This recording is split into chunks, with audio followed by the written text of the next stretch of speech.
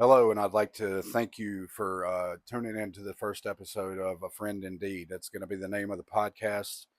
Um, this is going to be something special that I think we're all going to be a part of from the beginning. And what I'm doing with this episode and the next episode is telling my story, and hopefully it won't be long winded or anything. I'm going to jump right into it. I'd like to thank Michael McDonald, who donated this beautiful writing desk. This will not be part of the set. I have another table that I will do the interviews at, but this is very important. The painting was donated by Shannon Gann Smith. I purchased this other painting from Robbie's Jewelry in town, and I'd like to make this wall artwork um, that is mental health oriented or supporting local talent. And then, as you see up here, I have several icons of mental health or drug addiction. Um, I have Chester from Lincoln Park, Kurt Cobain, Robin Williams, Amy Winehouse, Heath Ledger, and Anthony Bourdain, who all either died of a drug overdose or from unaliving themselves. I will get to that with the usage of certain words because we're trying to be monetized. But I'm just going to jump right into this and read it because if I don't do that, then I'll be all over the place and it'll be way too long.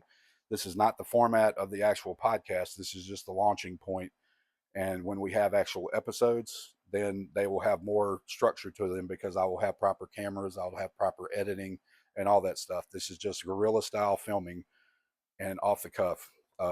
It's not off the cuff because I wrote the script, but this is all stuff that came straight from my mind, just straight to the page. I preface this page as a friend indeed because we all have needs. I'm just removing the barrier of the need as the only reason for someone to have a fair weather friendship. I wanted to create something that allowed people to tell their story anonymously or have in person interviews if they are comfortable with the format. These interviews will be pre recorded, edited for time with graphics and illustrations because I'm already capable of doing all those things myself. The guests will have an opportunity to view the episode before it airs if they want anything cut out. As we grow and we'll find financing and sponsorships to bring in funds, and when it is enough for me to live in a similar fashion to what I already have, with maybe a little extra for my friends that are struggling right now, the rest that comes in financially will be going to therapy, addiction counseling, and possibly shelters for women and children in an unsafe home environment because of a narcissistic alcoholic partner that can only quit when they're made to. If the woman has to rely on him for transportation or housing, they don't feel they have a way out. I sympathize with the alcoholic as well because at the average age that people start drinking around here is around 14, and we all didn't grow up in the same environment. My father was a good man. I didn't relate much to his story because of the big generational gap, so my brother, who was 10 years older than I was, he got more of a connection. He had a hard upbringing with family members that worked him on the farm the whole summer to get a bicycle. He also wasn't a cruel man, despite having instilled racism, so I wasn't allowed to watch BET or have any black friends over, but I had a lot of black friends. I didn't inherit his views because I didn't know about it until I invited a black friend to spend the night, and then I had to make an excuse for him not to. He wasn't hateful towards them, he just adhered to some previously outdated guidelines that he got from his family. At one point in his life, he had a car accident. In the accident, a preacher and his wife lost their lives. The rest of his life, he carried that guilt and could not forgive himself, even though we told him that Jesus could. He finally did late into his life, and he and my brother had a good few last years. He turned to more and more alcohol until he was dependent on it. He never hurt me physically, though he scared me quite often trying to hurt himself.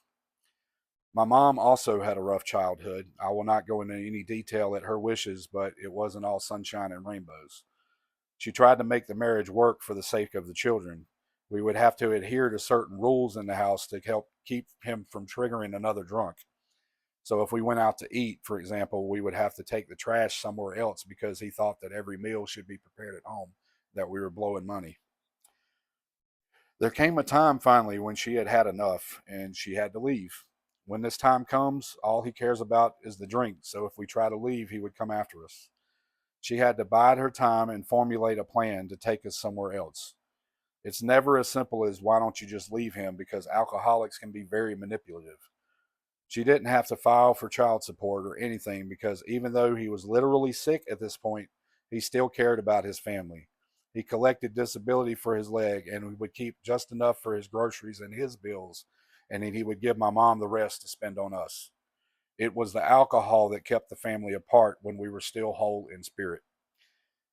My brother was a wild kid. It was already difficult, and he made it even more so.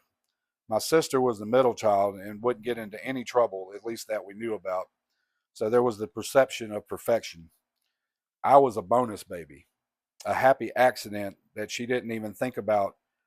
Her religious conviction wouldn't even let her think about not keeping me, and I'm glad that happened. Um, I was a bit of a wild card because from the age of 2, I knew that I wasn't like other kids. I was very creative and I like to make up stuff in my head. If I was somewhere without my Ninja Turtle figures, I would just fight with my fingers. And my sister said you didn't have to entertain me, that I would entertain myself. I would be embarrassed because my brother's friends would be eavesdropping on me while I'm playing RBI baseball and doing my own play-by-play commentary. He'd stick his head in the door and go, "Who's winning?" Despite everything that had been an excuse not to enjoy our childhood, it was a perfect time to grow up in this country. When you are a little brother, all you want to do is be your big brother, but me and him were complete opposites, but we were the same in some ways. I feel bad for kids growing up today because I had sitcoms that taught me lessons, Sesame Street to teach me my ABCs, and a wholesome home environment my mom worked hard to maintain. When I lived at Oakwood Manor, I got picked on a lot by my friends, then later at my own sleepovers, unless someone else was there that I could target with them. So I got a break from the ridicule, and I felt bad for picking on someone else, but at least it wasn't me for once. I used self deprecating humor to laugh with them instead of being laughed at. For one example, a kid said that you would punch my dad in the stomach and a beer would pop out of his mouth like a vending machine. I laughed along with that because even though I was offended, what was I going to do? My brother took me places when I was little, like he took me to buy my NES and he drove to Toys R Us in the rain when they had the little tags for the games and the systems. They didn't have one, and he was very disappointed for me because he knew how bad I wanted one. He really wanted to be a good big brother, but when he got into his teenage years and started drinking with his buddies early on, he was never home because he was out with them. So my sister did the bulk of playing with me. She told me how bad she had wanted a little sister when my mom was pregnant, and even had my name picked out and told me that I would have been Elizabeth Danielle instead of Jason Daniel Atkins. She would play dolls with me and sometimes paint my fingernails because it was innocent fun. But if I went out like that, I got picked on again. We had 2 girls that lived below us that I used to go to their house unsupervised because that's how things were back then. We were latchkey kids. I would play with Barbies and make stories for the characters and all that. And we had a lot of fun. But one time the boys wanted me to come out and play football because they needed another person. But I wasn't an athlete and I didn't really care because I was having fun with the girls. Um, you can imagine what I got called for that. Um, I was pretty much a feral child running free, but I better have my butt home when those street lights came on. My sister once braided my rat tail before basketball practice and put hairspray on it, and I got picked on for that. I wore sweatpants when everybody else wore shorts because I had bad eczema on my legs and I didn't want them to see my scabs. I used to wet the bed until I felt like was a lot longer than other kids, um, and I was terrified that I would have an accident at a friend's house. The doctor had told my mom that it was just taking me longer to stop doing that, and he was right. But at the time, I thought I was broken in so many ways. I didn't feel right in my own body, which is hard to explain. But even at a very early age, I had unexplainable thoughts of unaliving myself because of all the differences. I would imagine if one of my teachers was telling me that I might be a girl, things might have been even worse since I was already so confused and had many feminine qualities. I cried a lot and I liked to play with dolls, but I knew I wasn't a girl at all. My mom learned that bad language and nudity would corrupt my brain, so we never watched anything with much language or nudity.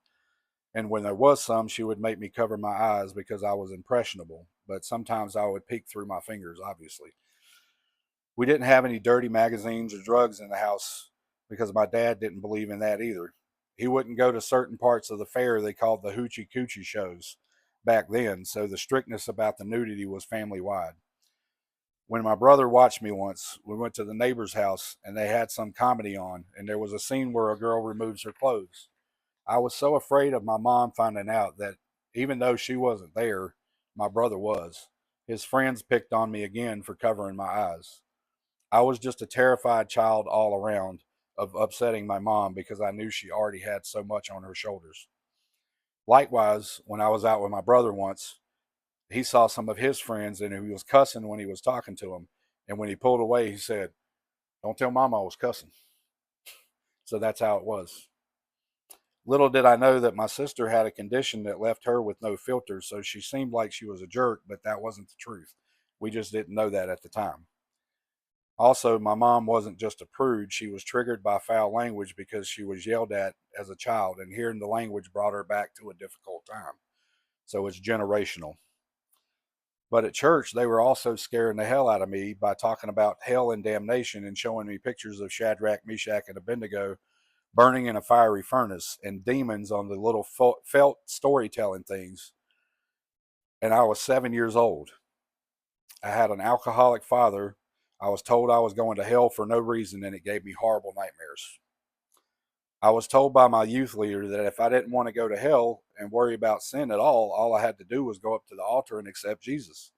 So it was a no brainer. And then his son called me one of the worst names I could ever think at school the next day, and I was crying about that too.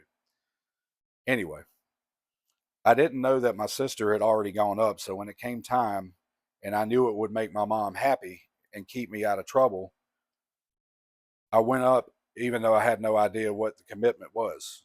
She was 12, so I was inadvertently stealing her thunder and her special day because she did know what it meant and she was old enough to fully understand. When I was at school, I was very bright in some ways and very clueless in others. I was an AG kid. I wrote a prize winning short story. I made my own version of Where in the World is Carmen Sandiego and other interesting spins on normal projects. So if there was a project and I couldn't put my own spin on it, I was not interested in it. I wrote poetry and I listened to classical music. I was definitely a rare breed. I loved Titanic when it came out, and I went to see it 3 times, twice with my girlfriend, and once I took my mom because I thought she'd like it. I went and bought it from Blockbuster Video when it came out, and I was the only guy there. I think one of the girls in my choir class was there, and she asked me if I was gay.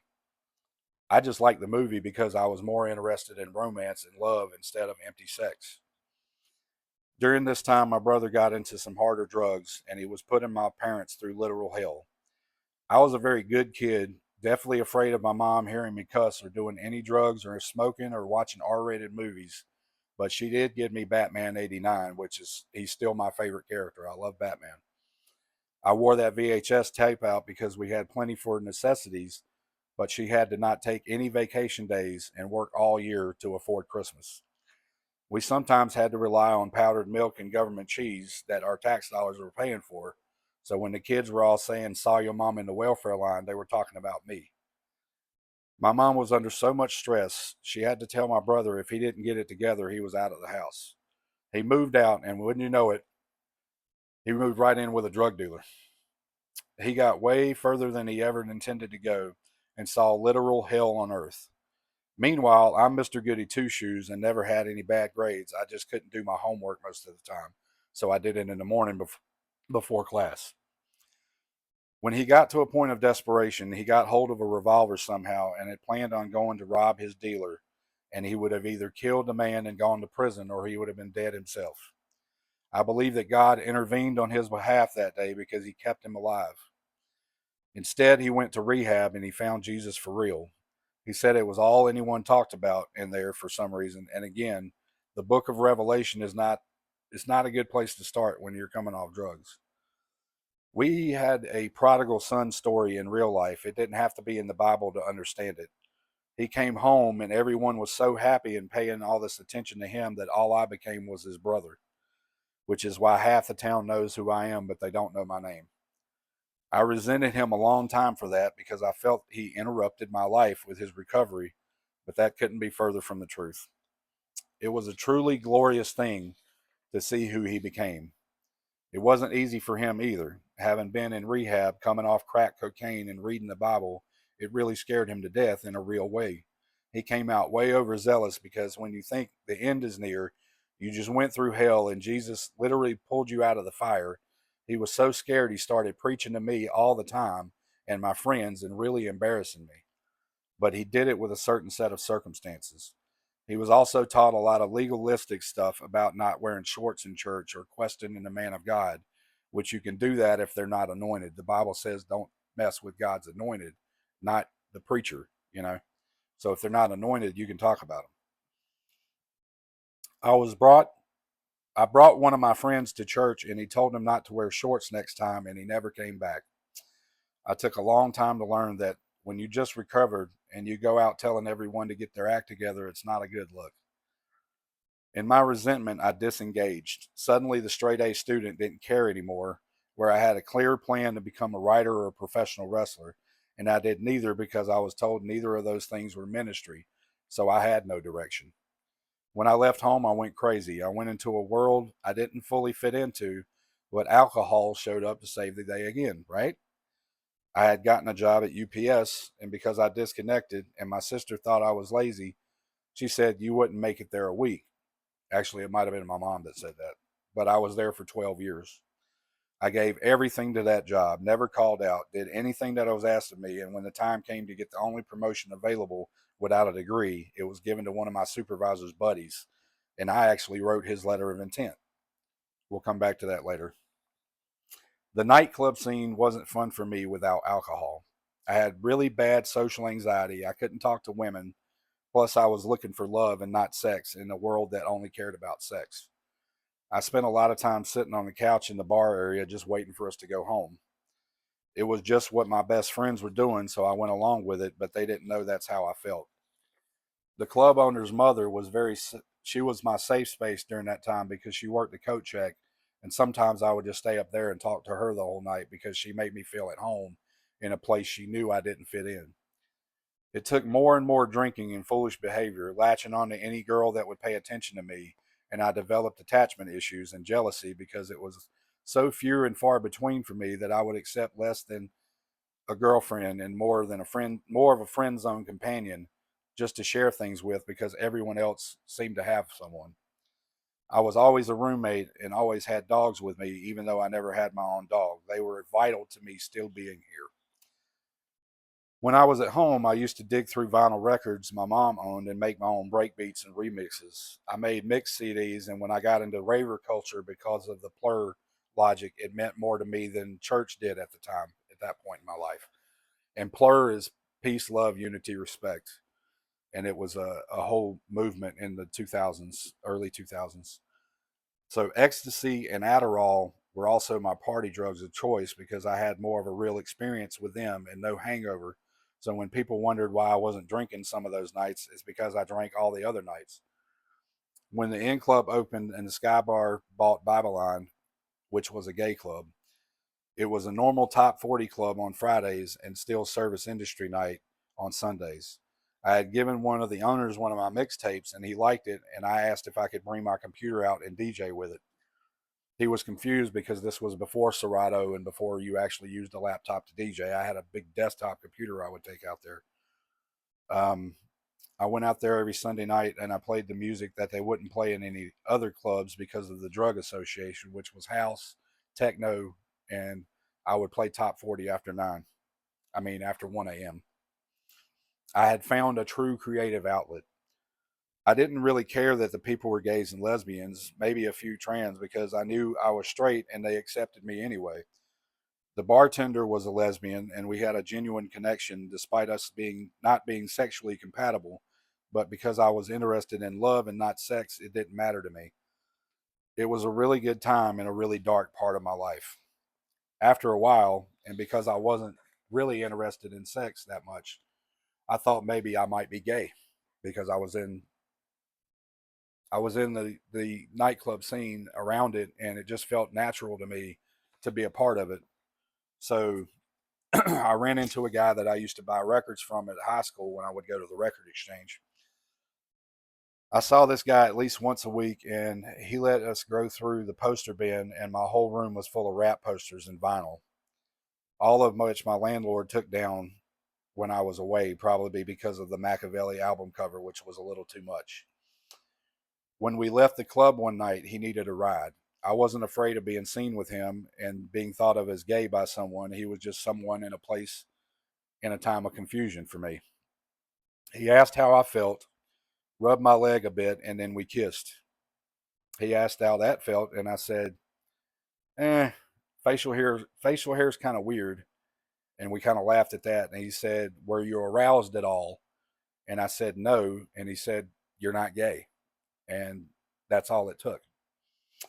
I knew he would keep that info because he knew if it got out that someone got to make out with a straight DJ, it might be a flex.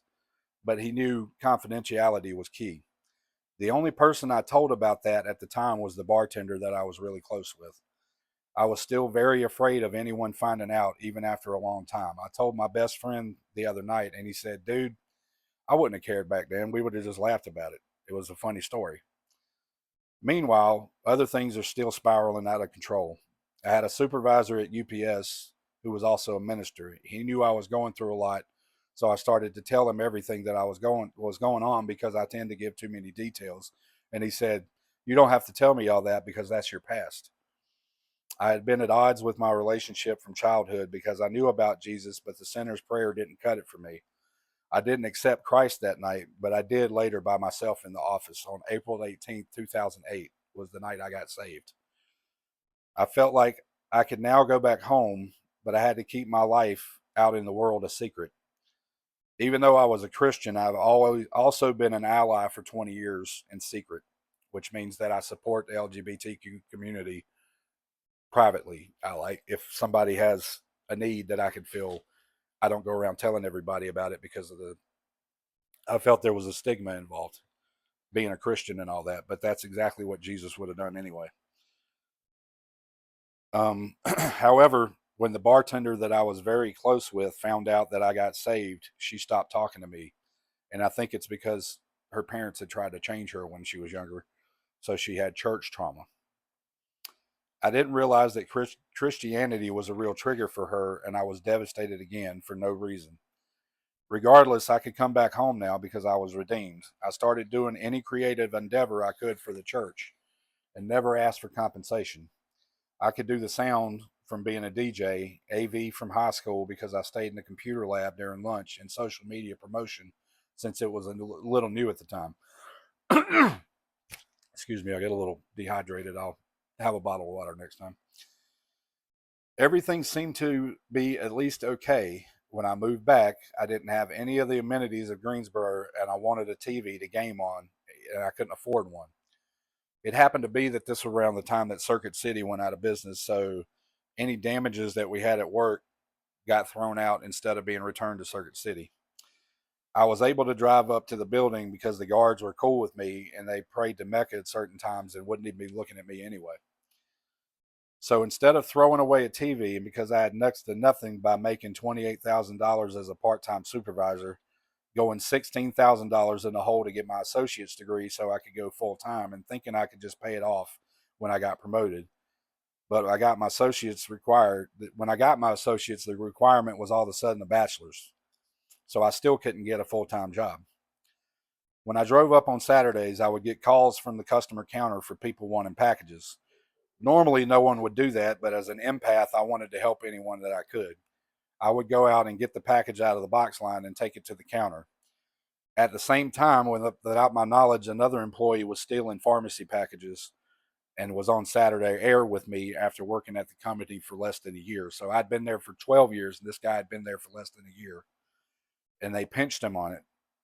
So when they found out that he was the one stealing from him, and for leniency, he told them that I told him how to take the packages out of the system, and I was helping him. So then they came down one night and pulled me up into a tiny office with the head of loss prevention, which I had assisted on previous cases, by the way. And there was another supervisor between me and the door, and a union shop steward that sat there as my representation, and she didn't open her mouth the entire time to defend me. They went into that office with the lie that the other soup had told them, and me on video digging boxes out of the cages and putting them in my car. They had a narrative before even going in there and wouldn't relent when I gave them my truthful explanation. The security guy berated me for an hour and a half, and he said he was trying to help me. So I finally told them about the TV that I had taken 4 years earlier, and they said, "Yeah, we already knew about that." And I'm like, I must have made a mistake, because when I told them that, they said they knew about it, but it happened 4 years prior. So that was a lie, and they were playing good cop, bad cop with me. So I was just tired and ready to go home after being in the office for an hour and a half, and I didn't get to finish my job that day. He got me to write a statement about the TV, and I figured that since they had discarded it, they would show leniency. I might lose my job, but nothing else. But because they refused to listen to my explanation, they brought another supervisor in from the hub there to berate me again about my disloyalty to the company after I'd done everything I could for a barely livable salary on an empty promise of a high paying job. I walked downstairs and there was a police officer, and I started crying uncontrollably.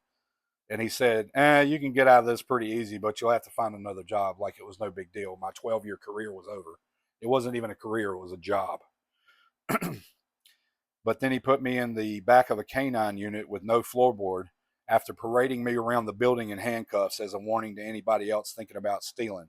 Somebody radioed him and told him to make sure it wasn't a theft charge, it was embezzlement, which it would make it a felony. So not only did they fire me, they caused me to have a felony on my record that I had to get expunged by a lawyer. And you can see why I'm getting angry at this point. He took me downtown, booked me with a bunch of real criminals, and then released me 4 hours as a sign and release. I had to walk back to my car which was at the building at UPS.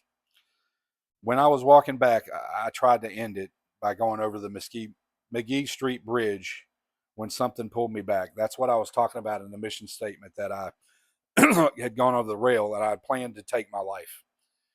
I had nothing and it was over. And that's how it felt. This was in 2012. I didn't have to question it, because what did it matter if God pulled me back or if I pulled myself back? I was still alive. I just felt empty. I had nothing. I had a criminal record, and I had to get a lawyer that I couldn't afford just for the judge to berate me again about not caring about my workplace because I stole trash from them and they called it embezzlement. I had no job, no unemployment until I could fight for it, in no direction whatsoever. When I called my mom bawling again, she said, "It's okay. If God took you out of this job, he has something better for you." I couldn't see it. I spent the next 2 days sleeping, and I didn't want to do anything. I didn't want to take any job less than what I had because that didn't make sense. That's where I'm going to cut it off for today, because I want it to be a consumable length. That was my downfall. That was the peak of my darkest days, was when I lost my job there. I had no idea what I would do with the rest of my life. And that's what we're going to get to on the next episode. So please you know, share this one, try to get some people involved, and understand that I'm just a victim of my own mental health and the things that have happened to me over the years. And I want people to understand that it's normal to talk about things privately. So that's why I wanted to create this platform. I would be the first one to share my story. And then when I have my guests on, they can share theirs, and it'll have a platform like a podcast. And I hope that this message reaches you. And I hope that the way that I end every episode and I end everything is, I'm going to mention one more thing. I do have the theme song for this that was written and produced by a friend of mine named Travis Blair.